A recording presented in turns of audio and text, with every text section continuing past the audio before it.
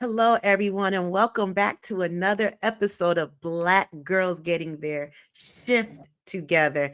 My name is Ursula B, and I'm just a Black girl trying to get my shift together. But today is going to be great. We have a midday delight coming on. We're going to talk all about mental health and wellness. I have, hold on one second. There we go. Yes, I have a mental health advocate coming on. So if this is a replay, make sure type replay in the comment section as well. Let me know what city you're coming from, what you're listening from. All right. This for the queens, sisters manifesting their dreams. Get your cream by any means and beam with self-esteem. Beauty supreme and booty walk so mean. The way you fit in them jeans, you eat your cornbread and greens. Dance or a doctor, red wine or vodka. Redesign your spot and redefine your mantra. Retwist your locks and realign your chakras. Doing your squats and getting closer to God, huh? Brunching with your squad or taking a girl's trip. Adjust your crown, you God's gift to the world, sis. Celestial body, drink your water. Meditate, sun kiss God is heavenly order. Levitate, tribe of Ashanti, black girl magic. Melanin popping, whether you ratchet or lavish, whether you bougie or savage, you a gift and a treasure. You got to love a black girl getting a shift together. Black girls are getting a shift together. These black girls getting a shift together, man. These black girls are getting a shift together. These black girls getting a shift together, dog.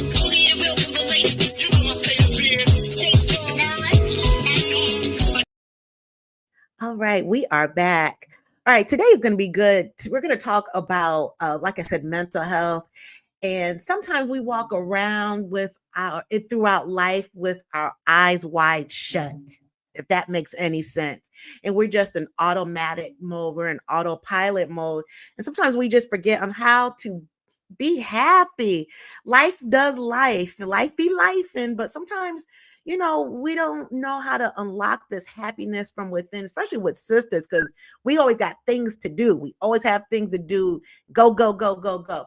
So why I love this conversation is because you're going to see two Black women being transparent, talking about mental health and wellness and emotional well-being without any judgment. So I'm going to bring my beautiful guest out of the waiting room.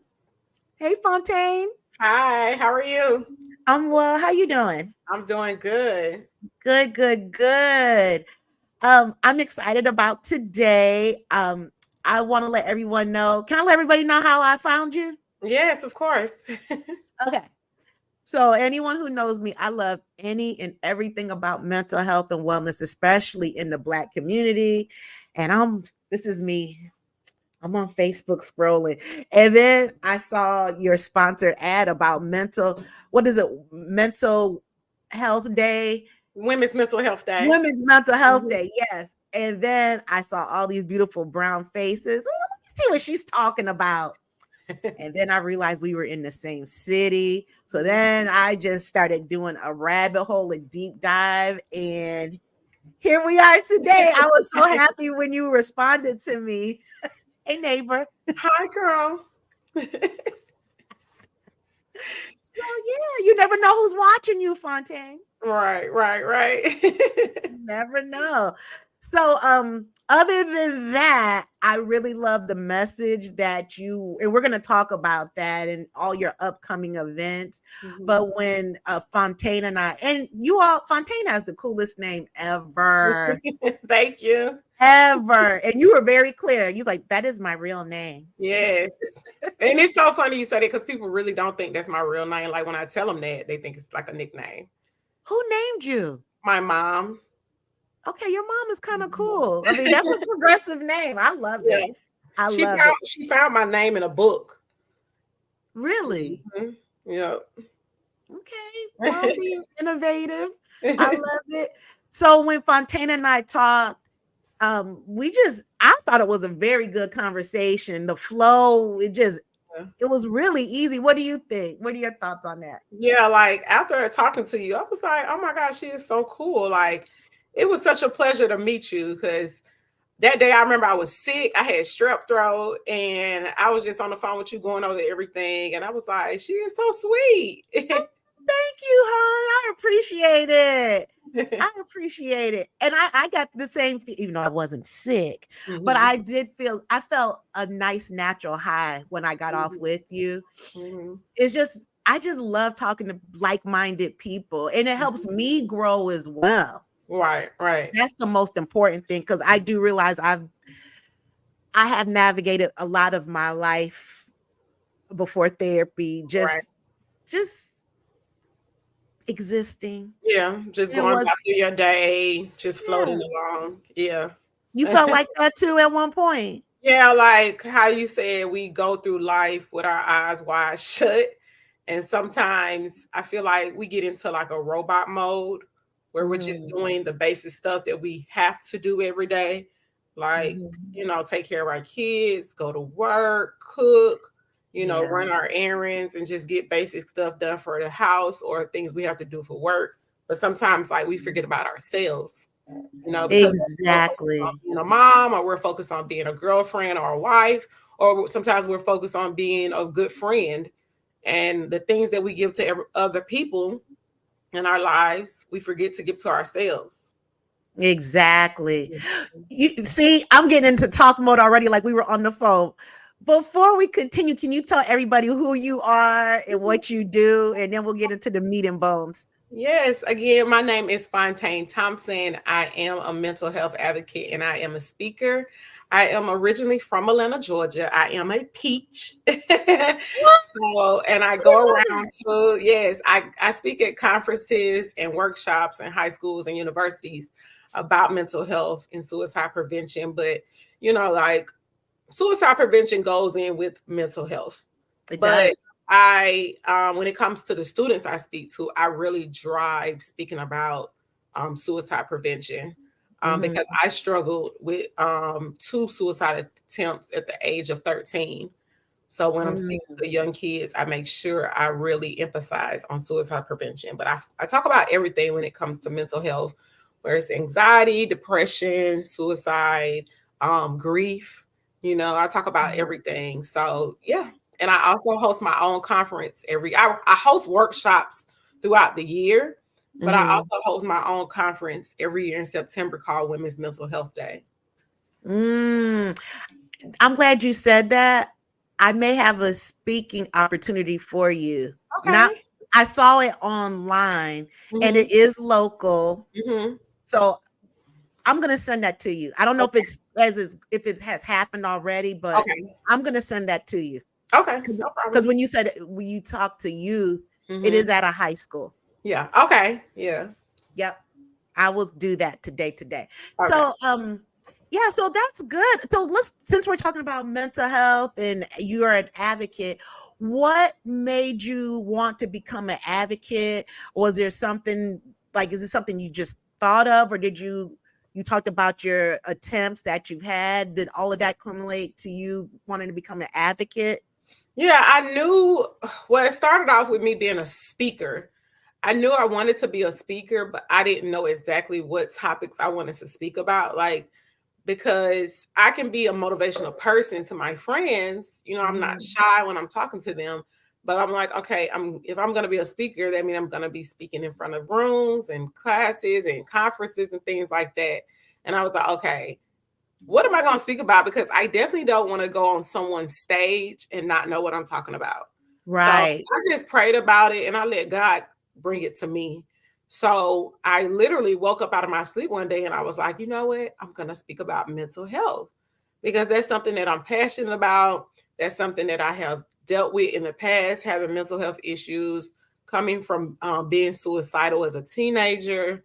And that's what made me make the decision because I'm like, this is something that's can be talked about with anybody, any race, any age. You can have a That's true. conversation about mental health. So I didn't want to talk about a subject that just kept me in a box. Right. You know what I'm saying? Like where, I'm only speaking to women, I'm only speaking to men, or I'm only speaking to kids. I can speak to anyone when I'm Mhm. speaking because I'm basically just telling my story. Mm. Do you wanna share some of your story or what you feel comfortable sharing with? Yeah, no, yeah, like that's what I do. Like I feel comfortable sharing it all because you never know how your story can like help someone else. So So when true. I was 13, I was in middle school. Middle school was really, really hard for me. I was bullied really bad. Like I went to school and I was bullied by these 3 girls, and it was like it was their job to bully me. And I was scared to talk to my mom about it, because she really didn't have like a welcoming spirit of like talking and sitting down talking with me. So the Right. things that I had going on in my life and at school, I didn't tell her about. Like I didn't tell her I was scared to go to school every day. So Mm. it got to the point where I didn't want to live anymore. And Mm. I attempted suicide 2 days in a row. And that very next day, like the third day, when I went to school after the second attempt, I don't know if you remember, like, you have like PE in Yeah. school, but then you have health class. And it's like PE is more physical, but like health class was more like body wise, like things that we sat down and talked about, like our emotions and our puberty and things like They that. had that. I didn't have that in high Oh yeah, so school. we had health class. Like health class was more about your body and the changes Oh, your body was going through. So, but it also talked about like emotions. And after my second attempt, the very next day in health class, the subject was about suicide prevention. Yeah. really? Yep. And for that to be the subject the very next day after my second attempt, and to this day, and before that, I have always believed that God puts you in a place where He wants you to be. And I always believe Mhm. that everything happens for a reason. And that to be the subject after what I did, that happened for a reason. How did that make you feel when you were in the class? And just going forward, because YouTube is real funny about say unalive, if you can Oh, remember. okay. Yeah, because they Oh, okay. will strike the channel. You just never know. But yeah, how did that make you feel when the So instructor was speaking that? yeah, so I remember I just broke down. I broke down, and I remember my teacher, he dismissed the class early. Him and my best friend stayed after and tried to console me, but I could not stop crying. I was I was crying so bad I couldn't even talk. So Wow. I they took me to the counselor's office. And at this time, I'm 13, I'm in middle school. I didn't even know what a school counselor was. So I met my school counselor. She called my mom, and my mom came up to the school, and I had to tell my mom what I did. You did? Were you scared to Mhm. tell her? At that time I wasn't, because it felt like some sort of freedom. Like Ooh, I felt yeah. free telling her, because I was tired.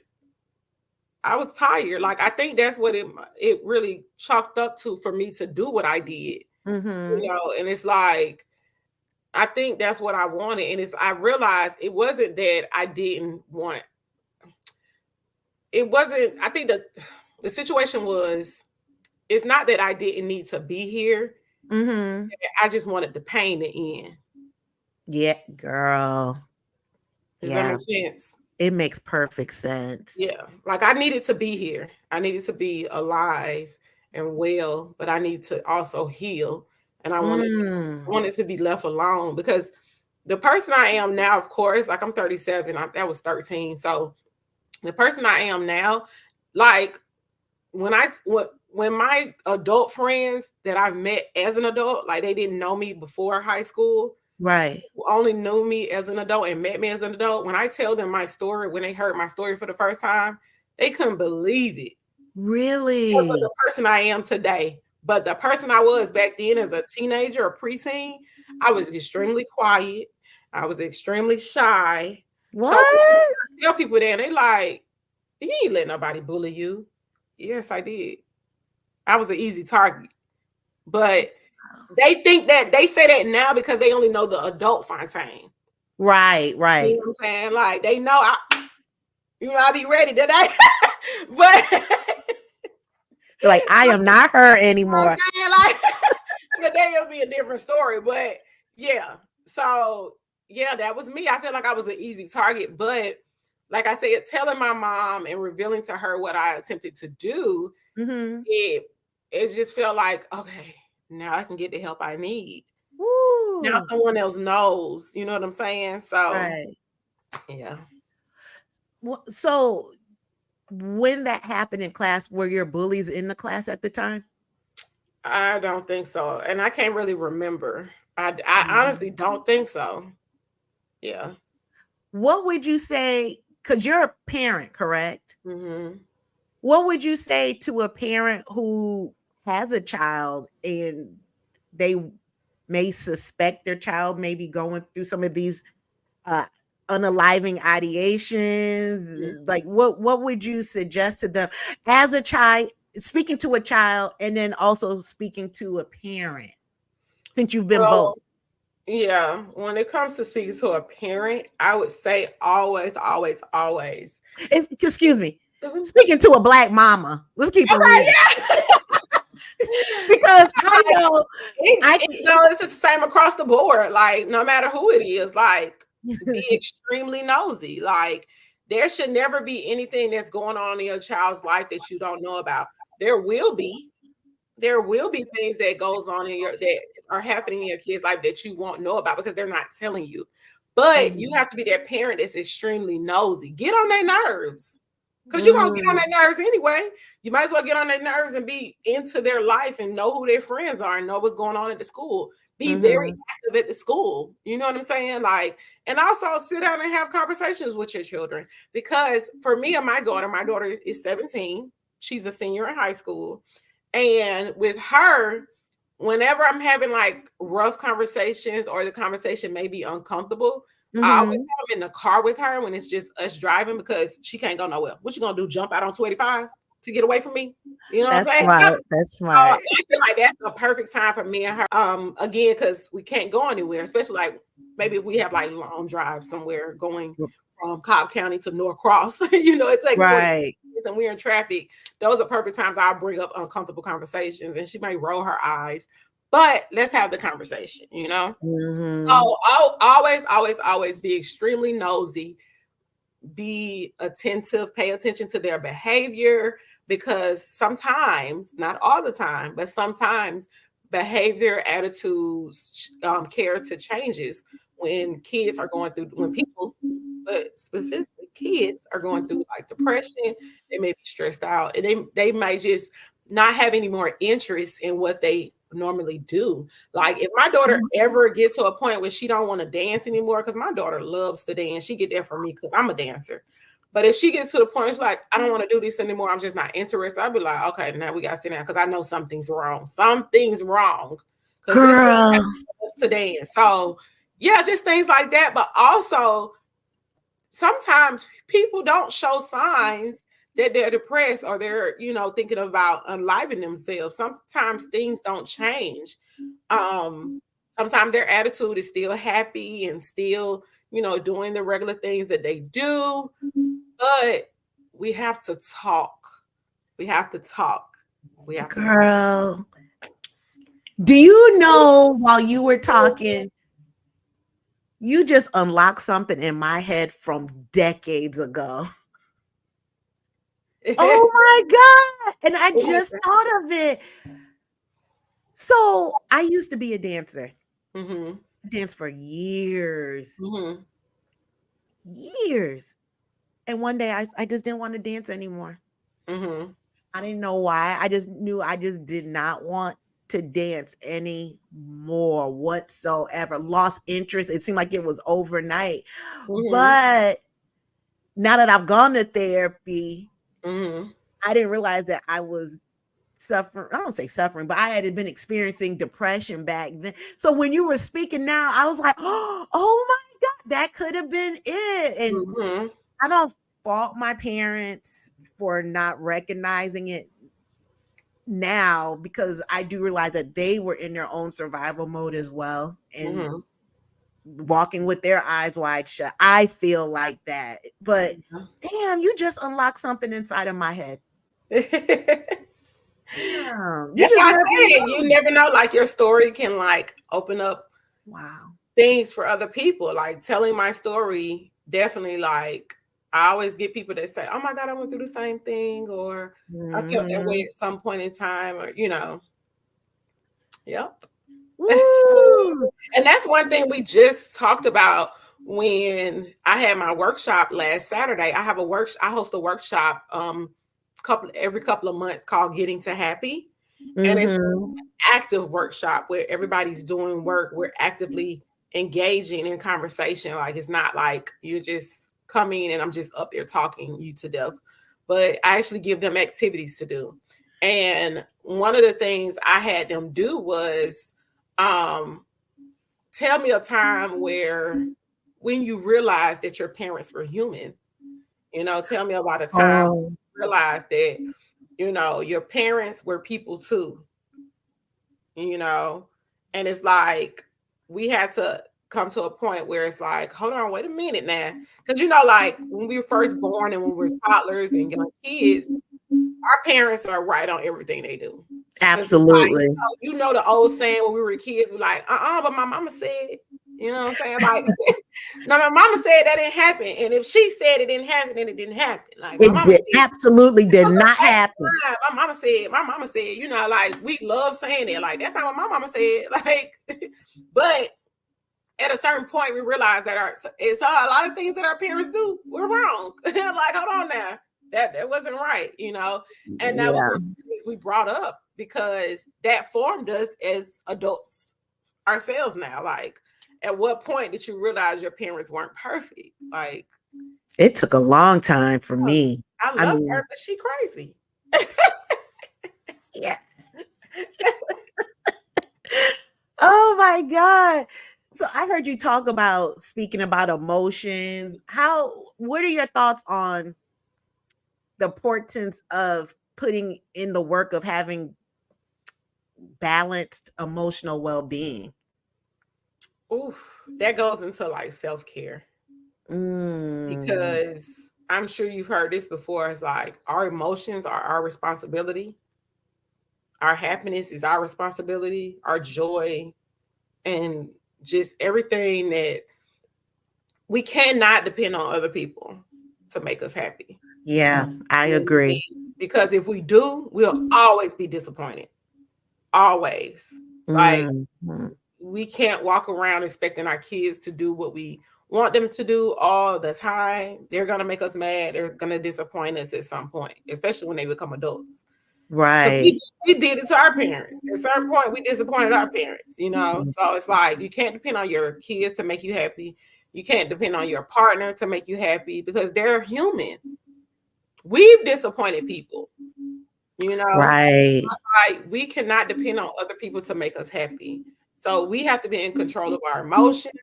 We have to be in control of our happiness and focus on Mm. doing the things that make us happy. I'm all about it. I'm a big advocate for doing things that make you happy. Yes, I love that.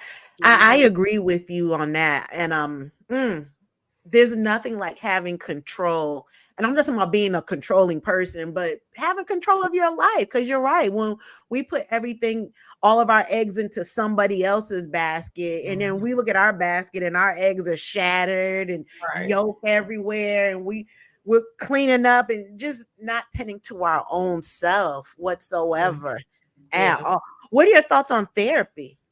Woo. So yeah, 100% for therapy, of course, but you have to want it for yourself. Again, that goes back into making your own self happy. Like, I promote therapy, so that's what my conference is about every year that we have in September. Like, you're coming to my conference, and at my conference I usually don't speak. I have therapists and doctors come in and speak. I Because love at my it. conference, that's what we promote. We promote therapy. We go over the pros and cons of therapy. We talk about the ins and outs of it. And the speakers are actual therapists, and this is their full-time job. Mm, Um, it's all about therapy and healing. You know, if you want to start the healing process, therapy would be where it's at. Or if you're feeling like something is off, and you feeling unbalanced, therapy mm. is where it's at. Like therapy, because I'm not a therapist, but of course I advocate for therapy because I've been to therapy. I've actually been to rehab before. And that's Mm, where my therapy journey starts. But talking to someone and telling them what's going on yeah. and getting your feelings out and your opinions out with somebody that's actively listening can be a game changer with your emotions. And actively listening without judgment. Yeah. That was my main thing. And it's like, I know we have friends that we talk to, and I know everyone has felt like some type of release after talking to them. But at certain times, like your friends have to attend to their kids and they be like, oh girl, let me call you back. But a therapist is not going to do that. And even though they're getting paid to do it, yes, but they're also going to give you sound advice. You're not going to get any judgment. You don't have to worry about nobody talking about you behind their back. You know what I'm saying? Because this person does not know you. So they're not going to sugarcoat anything for you. They're going to tell you the truth. And they're going to put a mirror in your face to show you who you are. And that's one thing a lot of people fear, is being shown who they really are. A therapist don't know you. They're not your friend. So they're not going to sugarcoat. They're going to tell you the truth. Like I said, they're going to put that mirror in front of your face. And they're going to be honest with you. They're going to be like, you were wrong. If you were wrong, they're going to tell you that. Let's talk about this mirror. That ooh, that mirror is no joke. Where do I even start? I'll let you go first since you're the guest. What are your thoughts on that mirror? And then I'm always talking about, like, sometimes when I speak, I bring up how, you know, when it comes to like maybe like depression and stress and things like that, a lot of times it's caused by what other people have done to us. Okay. Right? But we have to like take a step back sometimes and be like, okay, what part did I play in this? Right? Ouch. What, was I the victim or was I the villain? Girl.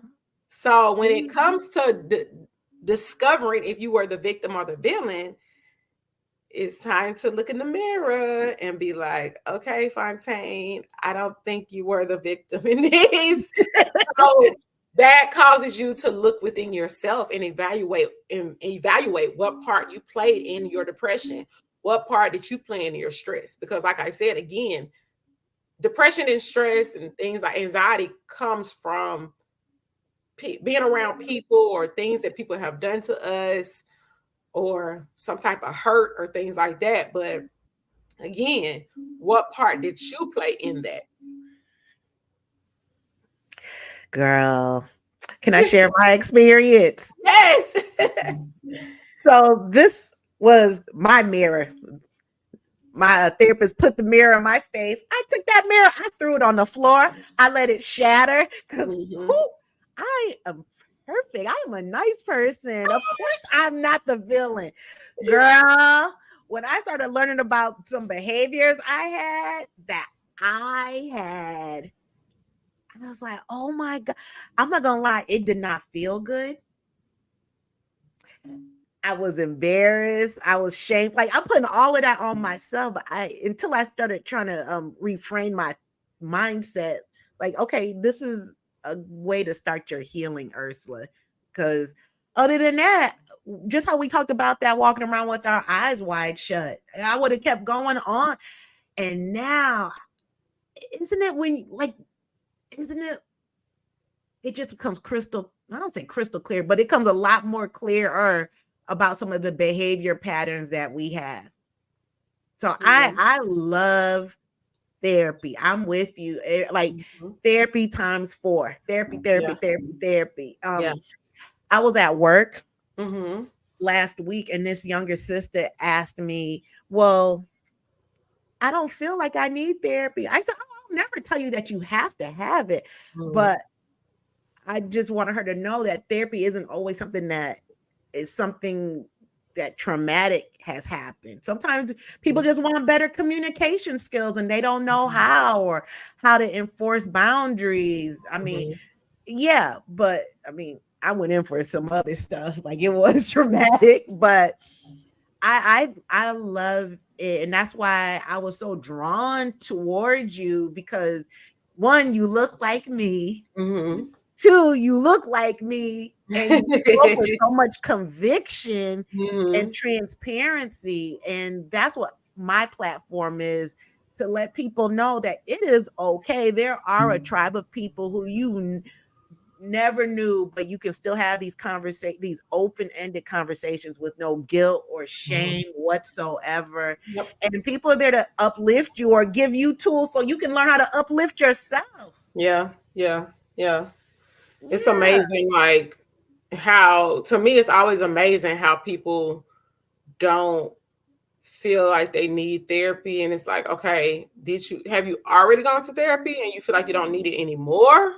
Right. But it's like, how you telling me you've been on this earth this long and no one's hurt you? Yeah, no.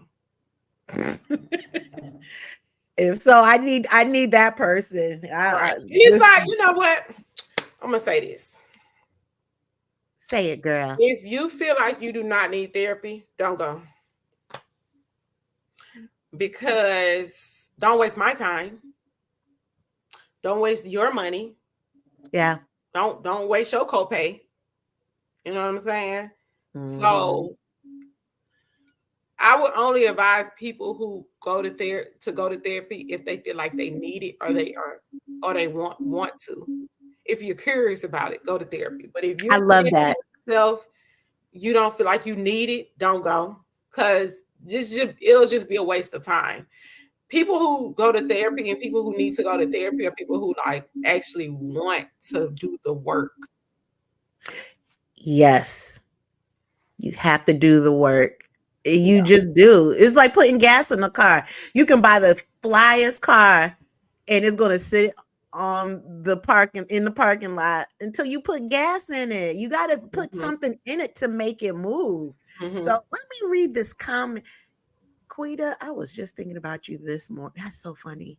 She said, I can resonate with not wanting to do something anymore. Dancing for you, but I have a list of things I've pivoted from. Mhm. See? Yeah. I was just thinking about her this morning. So, what have you done before we talk about your conference coming up? What are some things that you have done to unlock your happiness? I know you talked about self-care, but Mhm. what was it about you, wanting to go to therapy initially and unlocking your happiness?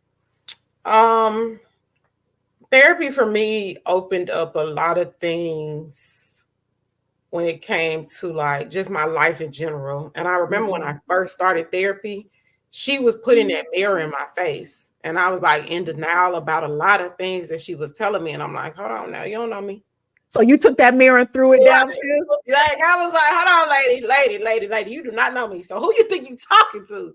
First of all, I was that, rolling my eyes and with the neck and stuff. I had an attitude problem with her. I was mad. Did you Again, really? I did the work.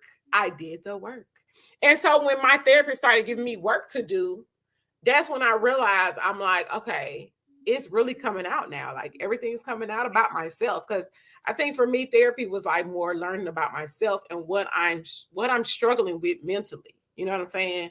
And it's Yeah. like when it comes to unlocking my happiness for me, like I said, I'm 100% about doing things that make you happy. Ursula, I have a list in my notes in my phone. I made a list, and I think on that list is maybe about like 7 or 8 things on that list of Mm. things that I know that bring me joy. Mm. And when I am feeling like I'm getting into a sad place, or I feel like I'm not enjoying things that are around me, I'll stop, take a step back, and pause and go to that list and be like, oh, I'm doing this tomorrow.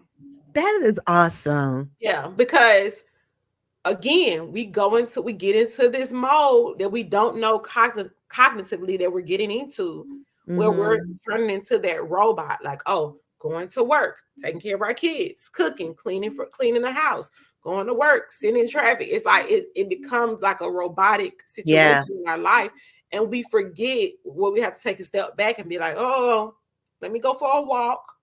Let me take the kids to, do something fun. Oh, let's have a game night. Let me get with my girls. We forget we neglect the things that make us happy. And so that's why I made that list, because I'll catch myself and be like, hold on, Phontaine, you haven't gone for a walk in a while. I put on my headphones, have my little playlist, have my little Beyonce, and I'll get to walking. I'll go walking for an hour, or I'm like, you know what? I'm going to take Nala to the movies. I'll take my daughter to the movies. Or I'm like, you know what? I'm going to have a game night at my house with my friends, and we have a game night. Cool. I have to like catch myself and be like, Phontaine, you need to do something that's going to bring you joy, because you have to unlock those endorphins that you have, Wait, did Beyonce unlock any endorphins? Did you see her? Always unlock endorphins for me. Like, did you see her? Did you go to her concert when she came? I was front row with my daughter. I was front row. She walked right past us. And I'm like, I got my phone in my hand. She's walking right past it. And I'm like this the whole time. like the video is in my phone right now. And my daughter in the background of the video, like, Beyonce. I'm like, are you crying? I would have levitated if I see her walk by. Yeah, this is a beehive house. Yes, it is. It is. Yeah, it's a beehive house. Beyonce's everything. I love B. I love her face. Everything. But yeah, like it's just do things that make you happy. That's self-care. Like if you see, I have this is one of 4 bookshelves in my house. Okay, let me just put that out there. Nice. So you can already see what I love to do.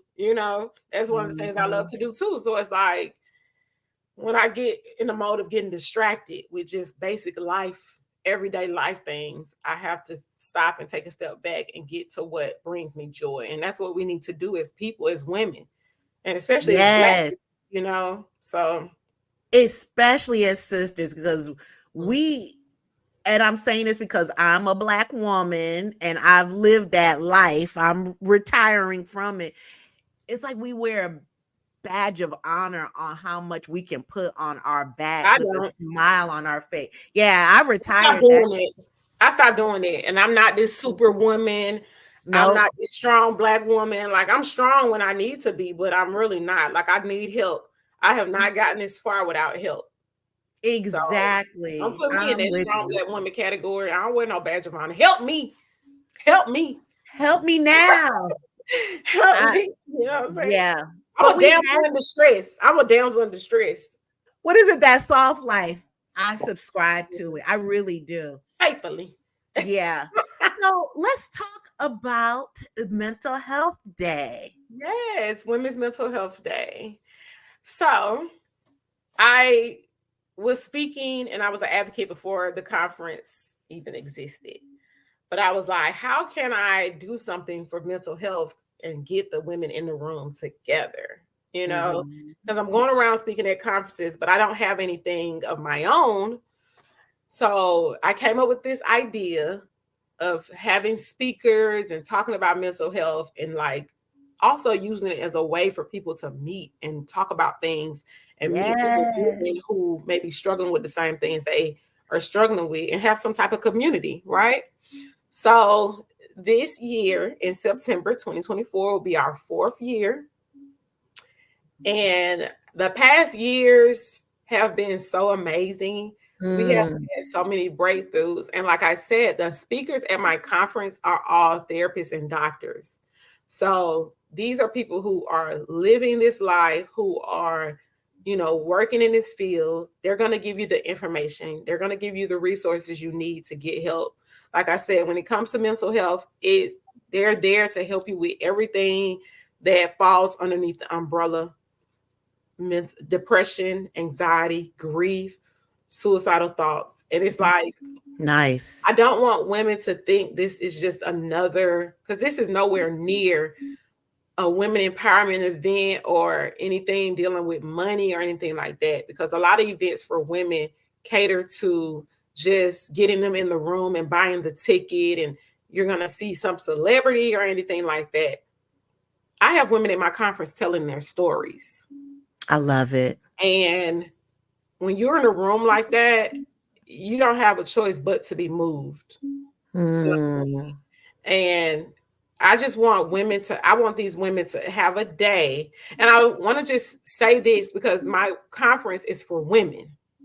It doesn't target any race or any age in particular. It's for women. Mm-hmm. Scientifically, women deal with mental health differently from men. All right. Okay. Because we do carry more in our lives than they do. And we carry our emotions differently than men do. That's true. So this day is dedicated for women to learn about mental health and maybe sign up for therapy with the therapists that are in the room. Mm-hmm. Also for them to have a day away from being themselves.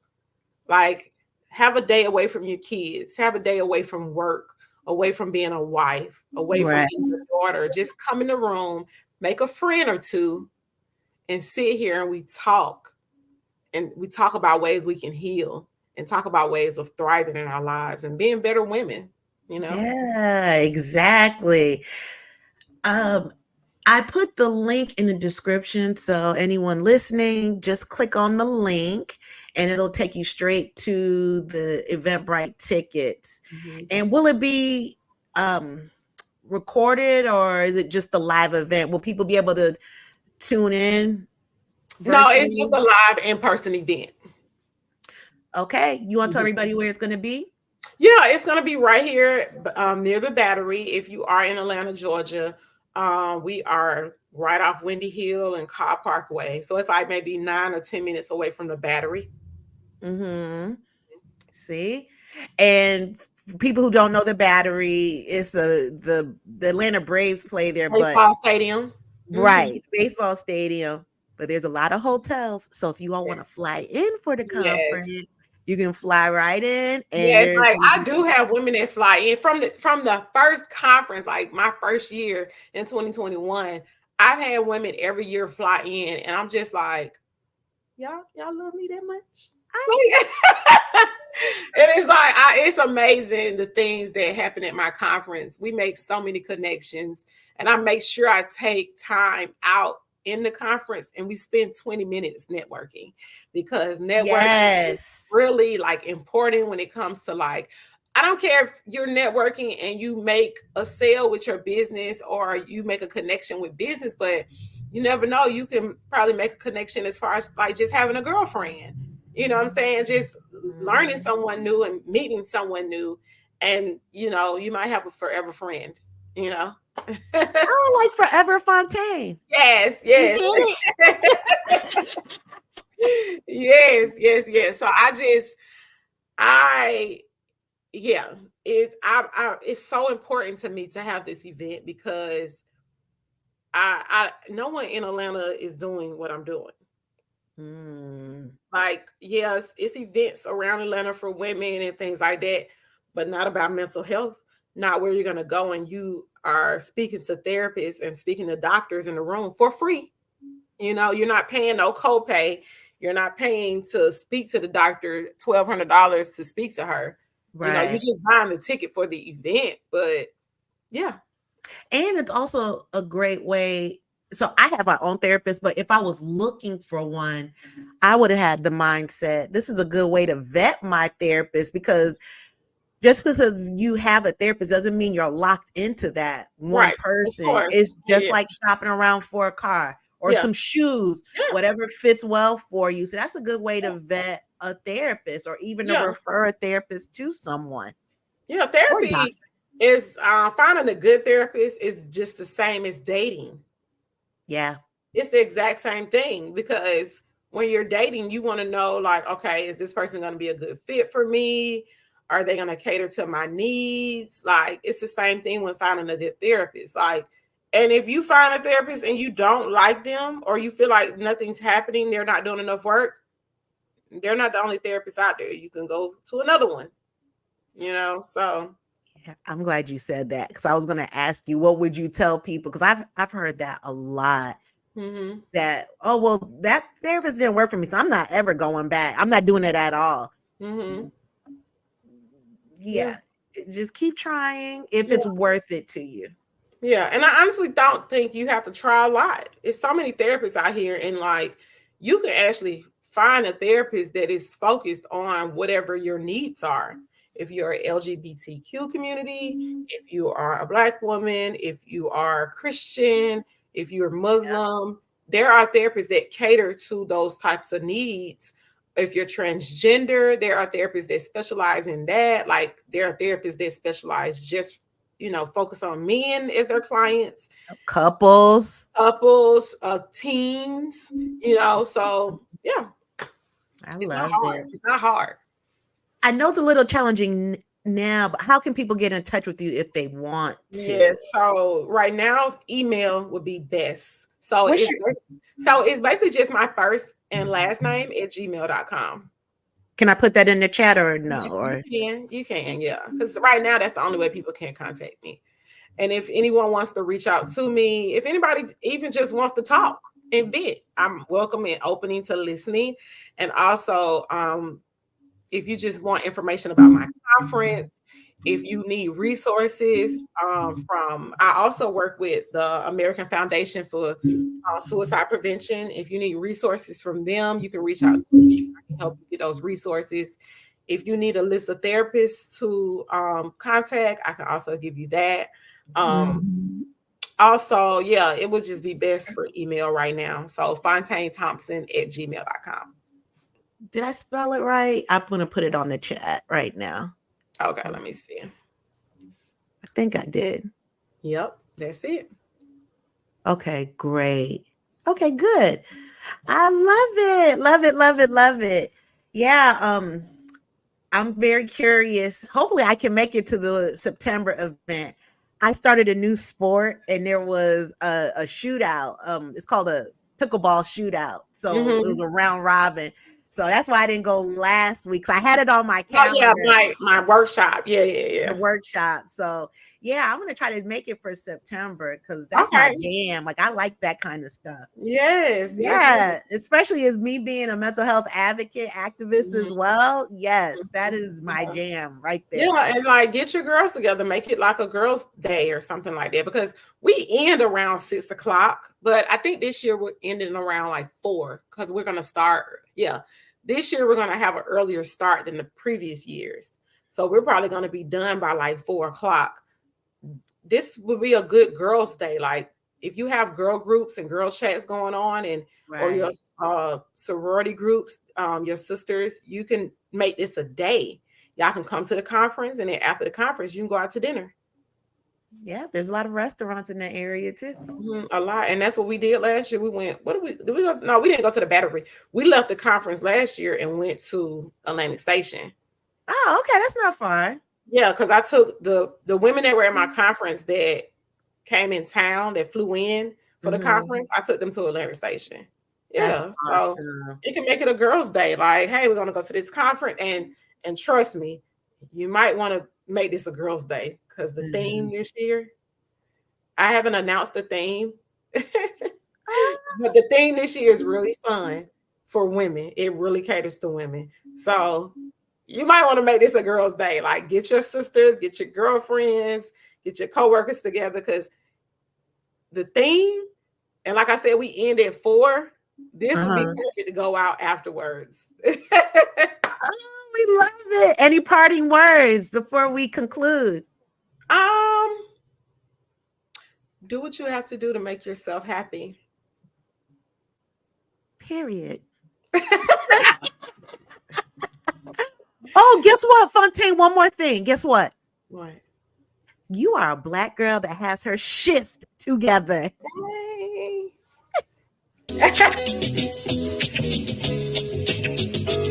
This for the queens, sisters manifesting their dreams. Get your cream by any means and beam with self-esteem. Beauty supreme and Buddha walk so mean. The way you fit in them jeans, you eat your cornbread and greens. Dance or a doctor, red wine or vodka. Redesign your spot and redefine your mantra. Retwist your locks and realign your chakras. Doing your squats and getting closer to God, huh? Brunching with your squad or taking a girl's trip. Adjust your crown, you God's gift to the world, sis. Celestial body, drink your water. Meditate, sun kiss goddess, heavenly order. Levitate, tribe of Ashanti. Black girl magic, melanin popping. Whether you ratchet or lavish, whether you bougie or savage, you a gift and a treasure. You got to love a black girl getting a shift together. Black girls are getting a shift together. These black girls getting a shift together, man. These black girls are getting